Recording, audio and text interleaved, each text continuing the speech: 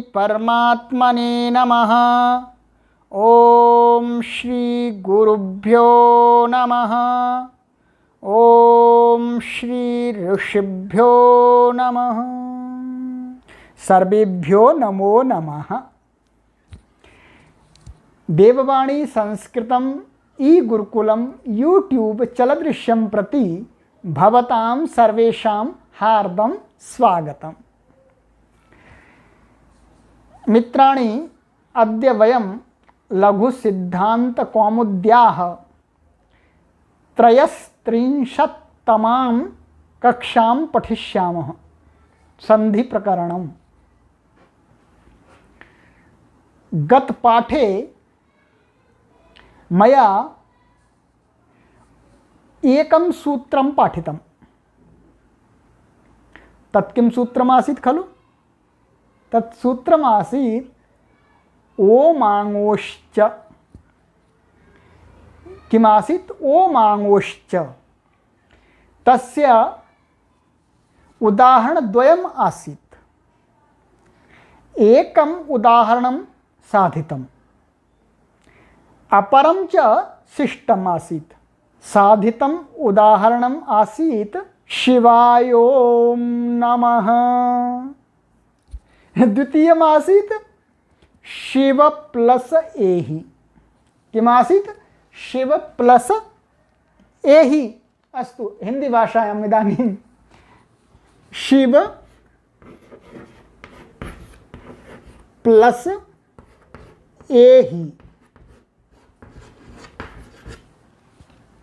यहाँ पर हमको सिद्धि करनी है। ओमाङोश्च यहाँ कार्य करेगा। इसके लिए आचार्य वरदराज महाराज जी, क्योंकि अकेला ओमाङोश्च कार्य नहीं कर सकता, उसको कोई हेल्पर चाहिए, कोई सहयोगी चाहिए, बिना उसके वो काम नहीं कर सकता जी। तो उसके लिए आचार्य वरदराज महाराज जी हमें एक सूत्र बतलाते हैं कि इस सूत्र को समझिएगा, फिर इस उदाहरण को हम घटाएंगे। सूत्र है आपका लघु सिद्धांत कौमुदी, सूत्र संख्या 41, अंतादिवच्च, 8वां अध्याय, प्रथम पाद, 85वां सूत्र। राइट। अब इसका हम पदच्छेद कर लेते हैं।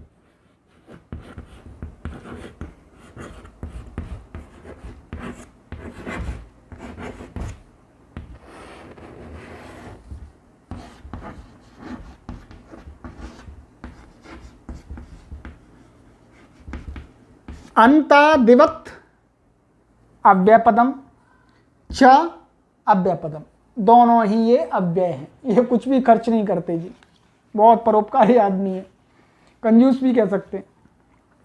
ये कुछ भी खर्च नहीं करते हैं। तो अब हमको क्या करना है?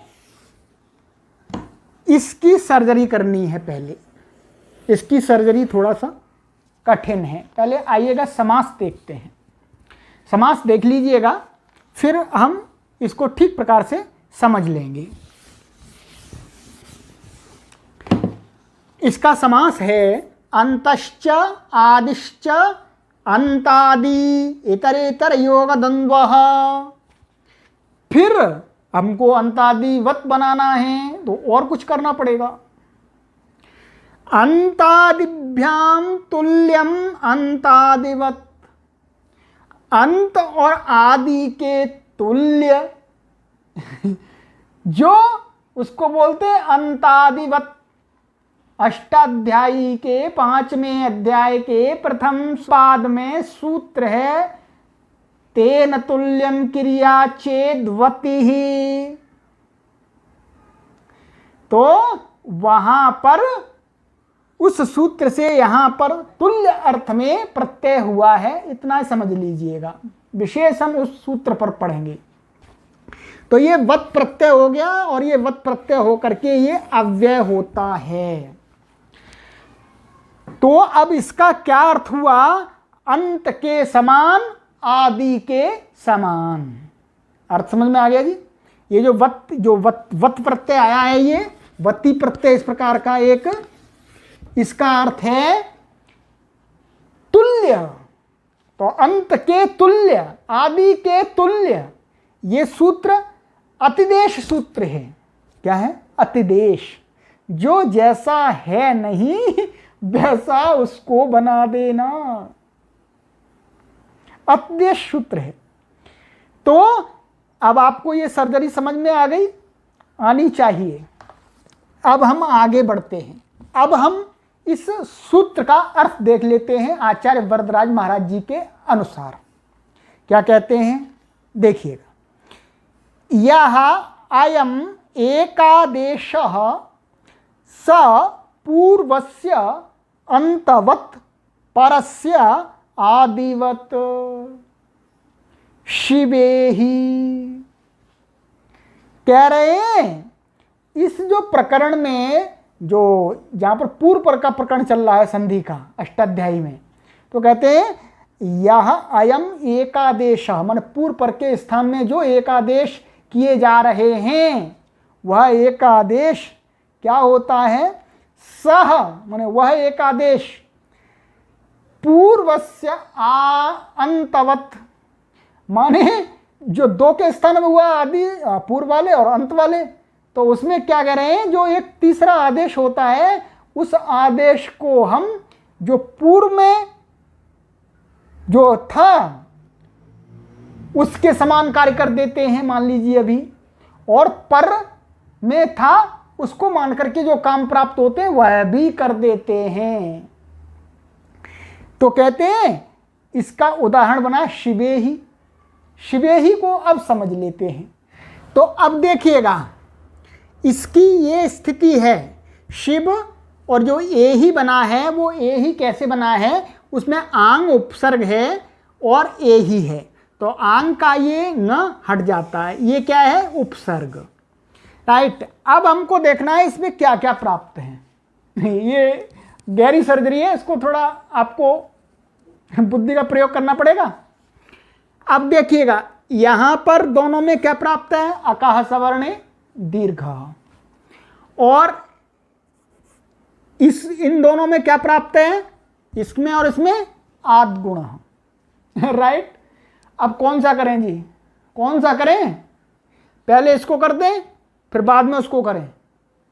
ये ए ही हमको जब व्याकरण में हम इस प्रकार से सिद्धि करते हैं तो हम जो शुरू से जो कुछ स्थिति होती है उसको हमने रख लेते हैं। तो ये स्थिति हमने रख दी है। अब आप कहीं ये मत कहने लग जाना ये क्या रख दिया गुरुजी ने, इसी पर रख करके हम कार्य करते हैं। मतलब मूल स्थिति क्या है शब्द की? तो मूल स्थिति मैंने बता दी, ए ही में आंग उपसर्ग है और ई धातु है और ये मध्यम पुरुष लोट लकार का एक वचन का है। तो अब क्या है, हमारे पास में एक परिभाषा है। परिभाषा वो फैसला करेगी। परिभाषा है धातुपसर्गयोः कार्यम अंतरंगम अन्यत कार्यम बहिरंगम। धातु और उपसर्ग का जो कार्य होता है वो अंतरंग होता है और उसके अतिरिक्त जो दूसरे कार्य वो बहिरंग हैं। अभी अंतरंग बहिरंग ये व्याकरण में बहुत चलता है और ये आपको सीखना पड़ेगा। हम आगे आपको बताएंगे। अंतरंग का अर्थ है अंतरंग बलवान होता है। अंतरंग माने नजदीक, जो नजदीक होता है। भाई नजदीक को पहले कोई चीज दी जाती है, दूर वाले को नहीं दी जाती। तो अंतरंग ये कह रहे हैं कि जब हम शब्दों में यदि कोई कार्य प्राप्त है और हम उसमें देखेंगे जी ये अंतरंग है बहिरंग है, अंतरंग कार्य को पहले करते हैं और बहिरंग को बाद में करते हैं। क्यों? असिद्धम बहिरंगम अंतरंगे, ये एक परिभाषा है कि भाई जो अंतरंग कार्य करने में बहिरंग कार्य असिद्ध हो जाते हैं, वो किए हुए नहीं माने जाते हैं। तो अब देखिएगा हमारे पास परिभाषा क्या थी? धातुपसर्गयोः कार्यम अंतरंगम अन्यत बहिरंगम। ये क्या है? धातु ई, और ये क्या है? उपसर्ग। इसका मतलब हुआ इनका कार्य अंतरंग हो गया। ये क्या है? ये प्रातिपदिक का आ है और ये उपसर्ग है। ये कैसा कार्य हो गया जी? ये बहिरंग कार्य हो गया। बहिरंग अर्थात अब हमने ये निश्चय कर लिया कि कौन इसमें अंतरंग है और कौन बहिरंग है। अब अंतरंग और बहिरंग में हमारे पास परिभाषा मैंने अभी बताई, असिद्धम बहिरंगम अंतरंगे। अंतरंग कार्य बलवान होता है वही पहले किया जाता है, ये समझिएगा इस परिभाषा का अभी मोटा सा अर्थ।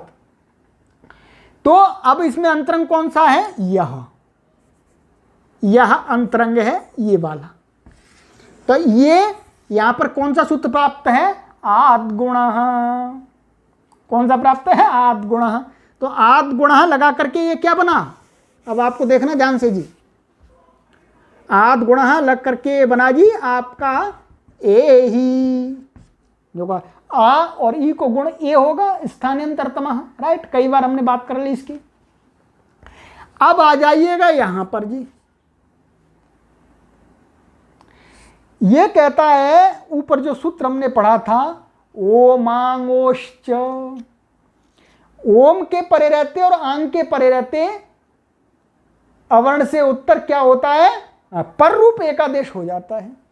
परंतु यहां पर आंग तो है ही नहीं जी, आंग कहां है, ये ए है, ये तो आंग अर्थात ये आ था और ये वो ई धातु थी, तो इनको मिलकर के बना है ये नया। तो ये तो उपसर्ग नहीं है ना, ये आंग उपसर्ग नहीं है, तो क्या करें, फिर तो कुछ प्राप्त नहीं होगा। क्या प्राप्त होगा जी, आद्गुण प्राप्त हो रहा था, फिर वृद्धिरेची होने लगे। इसी के सहयोग के लिए आचार्य पाणिनि जी महाराज ने वो सूत्र बनाया, क्या बनाया था, अंतादिवच्च।